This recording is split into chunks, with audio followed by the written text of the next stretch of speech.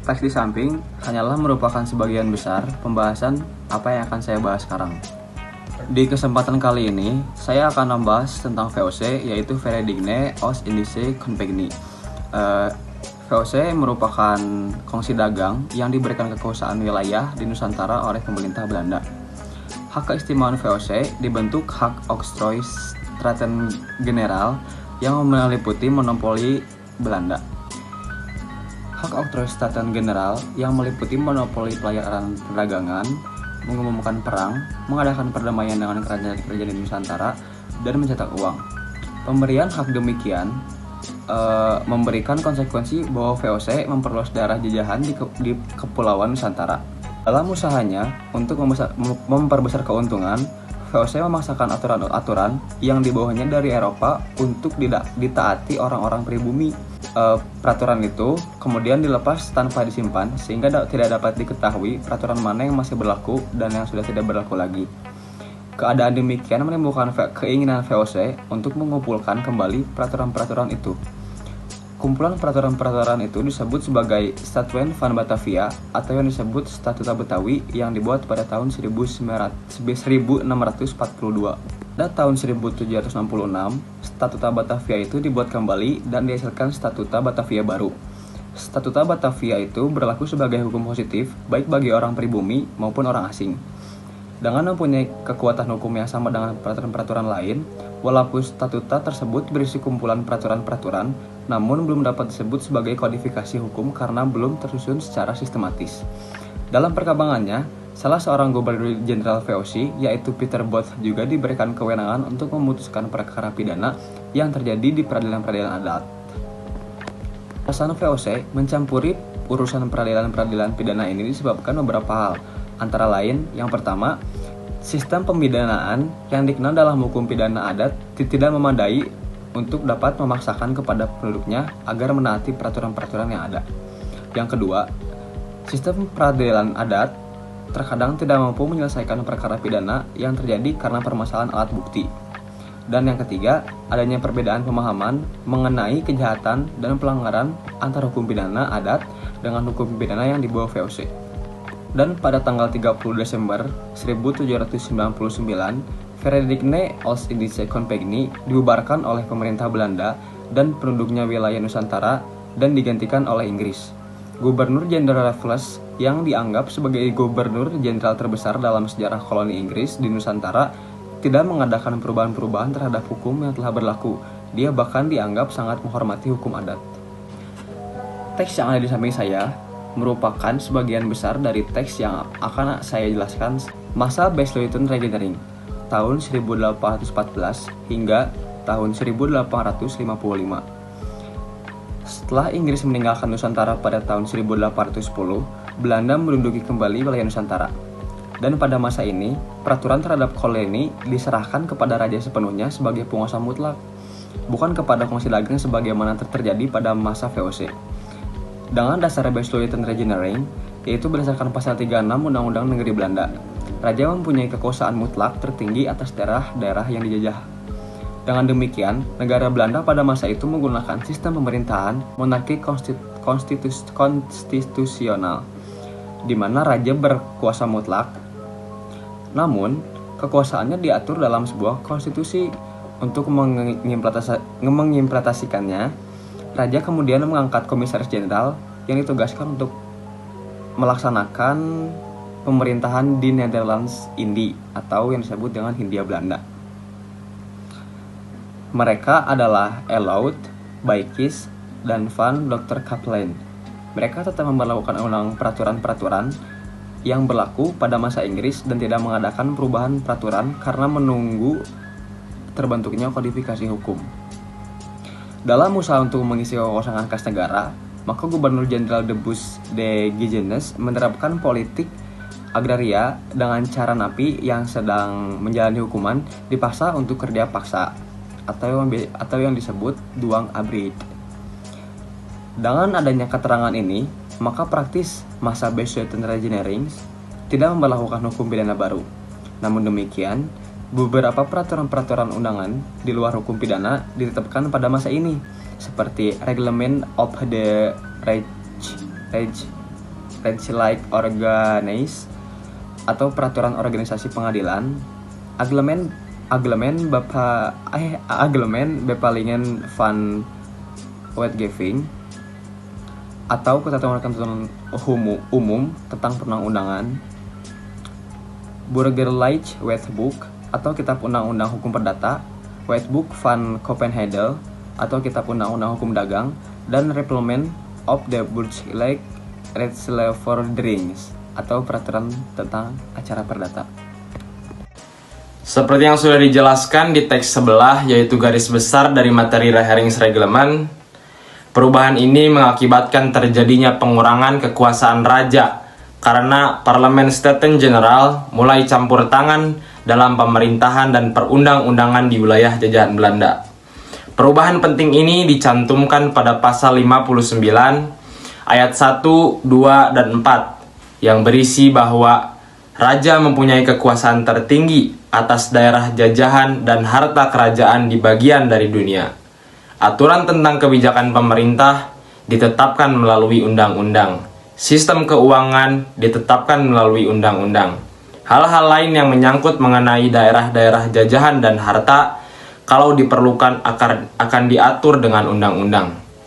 Peraturan-peraturan yang menata daerah jajahan tidak semata-mata ditetapkan Raja Koninklijk Besluit, namun harus melalui mekanisme perundang-undangan di tingkat parlemen. Regeringsreglement ini dibentuk undang-undang dan diundangkan dengan Stadblad nomor 2 tahun 1855. Assalamualaikum warahmatullahi wabarakatuh. Saya di sini akan menjelaskan sejarah hukum Indonesia Stadregeling. Bahwasanya sejarah hukum Indonesia Stadregeling ini terbentuk pada tanggal 23 Juni 1925. Yang disebut RR diubah menjadi Indis Stadregeling atau bisa disebut IS atau Peraturan Ketatanegaraan Hindia Belanda. Yang termuat dalam Stadblad Ketatanegaraan Hindia Belanda yang termuat pada nomor 415 yang mulai berlaku pada tanggal 1 Januari 1926. Pada masa berlakunya IS, tata hukum yang berlaku di Hindia, adalah pertama-tama yang tertulis dan tidak tertulis. Yang dimaksudkan itu hukum adat dan sifatnya masih pluralitas, khususnya hukum perdata. Hal ini tampak pada ketentuan pasal 131 IS yang juga menjelaskan bahwa pemerintah Hindia Belanda membuka kemungkinan adanya untuk unifikasi hukum bagi ketiga golongan penduduk Hindia Belanda, yaitu Eropa Timur dan Bumi Putra Pribumi yang ditetapkan pada pasal 163 IS. Saya akan menjelaskan sejarah tata hukum pada masa pendudukan Jepang atau disebut Osamu Shirei. Pada masa pendudukan Jepang, pelaksanaan tata pemerintahan Indonesia berpedoman undang-undang yang disebut Gun Shirei. Melalui Osamu Shirei itu mengatur segala hal yang diperlukan untuk melaksanakan pemerintahan. Osamukan Rei sebagai peraturan pelaksana isinya juga mengatur hal-hal yang diperlukan untuk menjaga keamanan dan ketertiban umum dalam bidang hukum, pemerintahan bala tentara Jepang melalui Osamu Shirei nomor 1 pada tahun 1942. Pada pasal 3 menyebutkan semua badan pemerintahan dan kekuasaan hukum dan undang-undang dari pemerintahan yang dahulu tetap diakui sah buat sementara waktu, asal saja untuk bertentangan dengan peraturan pemerintahan militer. Dengan demikian, pasal 131 IS sebagai pasal politik hukum dan pasal 163 IS yang mengatur pembagian golongan penduduk masih tetap berlaku. Sekian dari saya. Assalamualaikum warahmatullahi wabarakatuh. Teks di samping merupakan garis besar dari apa yang akan saya sampaikan mengenai implementasi hukum pada masa Orde Lama dan Orde Baru. Pada masa Orde Lama, demokrasi yang berlaku adalah demokrasi terpimpin yang menyebabkan adanya kepemimpinan yang otoriter. Peran presiden pada saat itu sangat dominan yang menyebabkan implementasi hukum mendapat campur tangan dari presiden. Sebab pada masa Orde Lama, Hukum yang terbentuk merupakan hukum yang konservatif atau ortodok yang merupakan kebalikan dari hukum responsif. Karena memang pendapat pemimpinlah yang termuat dalam produk hukum tersebut. Dan akibatnya, lembaga peradilan menjadi tidak bebas. Setelah Indonesia merdeka, untuk mencegah adanya kekosongan hukum, Indonesia menggunakan aturan peralihan seperti terdapat pada pasal 2, Aturan Peralihan Undang-Undang Dasar 1945, Pasal 192 Konstitusi Republik Indonesia Serikat, dan Pasal 142 Undang-Undang Dasar sementara 1950. Hukum tidak terlalu berkembang pada masa awal kemerdekaan Indonesia, akan tetapi implementasinya relatif baik. Hal ini ditandai dengan adanya lembaga peradilan yang mandiri. Hal ini merupakan efek dari berlakunya demokrasi liberal yang memberi kebebasan kepada warga untuk berpendapat. Ketika Orde Baru berkuasa, politik hukum yang dijalankan pemerintah adalah hukum yang diarahkan untuk melegitimasi kekuasaan pemerintah sebagai sarana untuk mendukung sektor ekonomi dan sebagai sarana untuk memfasilitasi proses rekayasa sosial. Hal ini dikarenakan pemerintah pada masa Orde Baru lebih mengutamakan bidang ekonomi dalam pembangunan. Jadi, teks di sebelah merupakan garis besar dari materi reformasi. Reformasi terjadi atas tuntutan rakyat kepada para pemerintah. Secara umum, latar belakang munculnya reformasi karena adanya penyelewengan dan perlakuan tidak adil pada era Orde Baru. Pada semua bidang, terjadi korupsi, kolusi, dan juga nepotisme atau KKN. Ketidakadilan tersebut terjadi di bidang hukum, bidang politik, dan juga bidang ekonomi. Pada saat itu, timbul semangat dari anak-anak bangsa untuk menuntut reformasi politik dalam sistem ketatanegaraan Indonesia.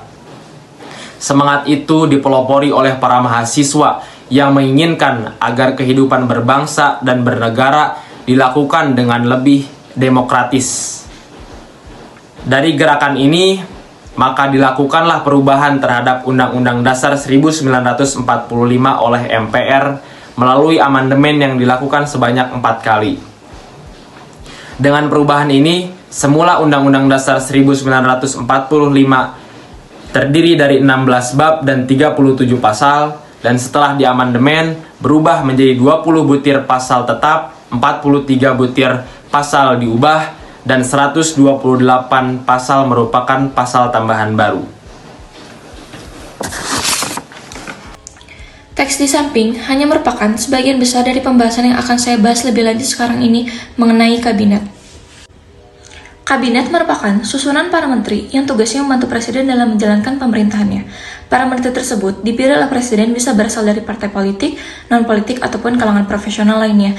Kabinet bertanggung jawab langsung kepada presiden dan wakil presiden dalam menjalankan tugasnya. Ada 7 kabinet yang telah terbentuk pasca reformasi 1998. Yang pertama yaitu ada Kabinet Pembangunan, yang kedua ada Kabinet Persatuan Nasional, yang ketiga ada Kabinet Gotong Royong, yang keempat ada Kabinet Indonesia Bersatu, yang kelima ada Kabinet Indonesia Bersatu Jilid 2, yang keenam ada Kabinet Kerja, dan yang ketujuh ada Kabinet Maju. Namun yang akan kita bahas sekarang adalah Kabinet Bersatu, Kabinet Bersatu Jilid 2, dan Kabinet Kerja Indonesia Maju. Kabinet Indonesia Bersatu Jilid 1 merupakan kabinet pemerintahan di bawah pimpinan Presiden Susilo Bambang Yudhoyono dan wakilnya Muhammad Yusuf Kalla. Kabinet ini terbentuk pada tanggal 21 Oktober 2004 dan masa berakhirnya pada tanggal 20 Oktober 2009. Namun, Presiden Susilo Bambang Yudhoyono mengubah kembali penataan kabinet ini menjadi Kabinet Indonesia Bersatu Jilid 2 karena menurut SBY, reshuffle ini perlu diadakan untuk menyukseskan pencapaian pembangunan di 3 tahun sisa pemerintahannya. Kabinet Indonesia Bersatu Jilid 2 masih di bawah pimpinan Presiden Susilo Bambang Yudhoyono dan wakilnya Muhammad Yusuf Kalla. Kabinet ini terbentuk pada tanggal 22 Oktober 2009 sampai dengan 20 Oktober 2014. Pada kabinet ini terdapat 45 program kerja dan 15 program menjadi prioritas utama. Teks di samping hanya merupakan sebagian besar dari pembahasan yang akan saya bahas lebih lanjut sekarang ini mengenai kabinet. Kabinet merupakan susunan para menteri yang tugasnya membantu presiden dalam menjalankan pemerintahannya. Para menteri tersebut dipilih oleh presiden bisa berasal dari partai politik, non-politik, ataupun kalangan profesional lainnya. Kabinet bertanggung jawab langsung kepada presiden dan wakil presiden dalam menjalankan tugasnya. Ada 7 kabinet yang telah terbentuk pasca reformasi 1998. Yang pertama yaitu ada Kabinet Pembangunan, yang kedua ada Kabinet Persatuan Nasional, yang ketiga ada Kabinet Gotong Royong, yang keempat ada Kabinet Indonesia Bersatu, yang kelima ada Kabinet Indonesia Bersatu Jilid 2, yang keenam ada Kabinet Kerja, dan yang ketujuh ada Kabinet Maju. Namun yang akan kita bahas sekarang adalah Kabinet Bersatu, Kabinet Bersatu Jilid 2, dan Kabinet Kerja Indonesia Maju. Lalu selanjutnya, ada Kabinet Kerja dan Indonesia Maju. Kabinet ini di bawah pimpinan Presiden Joko Widodo dan wakilnya Ma'ruf Amin. Kabinet ini dibentuk pada tanggal 23 Oktober 2019. Pada kabinet ini, terdapat 4 menteri koordinator dan 30 menteri bidang lainnya yang ditetapkan pada tanggal 23 Oktober 2019 dan dilantik pada Surat Keputusan Presiden RI nomor 113P tahun 2019.